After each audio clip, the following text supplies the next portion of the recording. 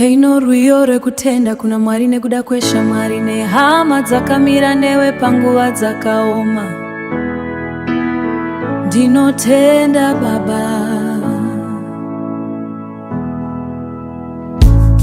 pandakafamba muri marenhamo moyo wangu wakaremerwa, makanditumira vanhu venyu Baba, vakandisimudza nerudo rwavo, vakachema neni pandairwadziwa, vakanyengetera usiku hwese. Ndakaona ruoko rwenyu Mwari, mune shamwari nemhuri yangu. Pane dzimwe shamwari dzinofamba newe nyangwe zvakaoma sei, pane dzimwe hama dzinorara dzakashindura paunorwara.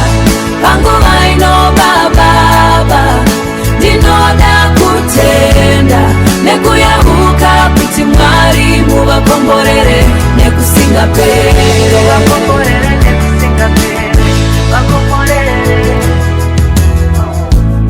Pandakashaya simba rekumuka, vakandibata ruoko nerudo, mashoko avo akandipa tariro, sokupenya kwezuva mangwanani, andikanganizva vakandiitira.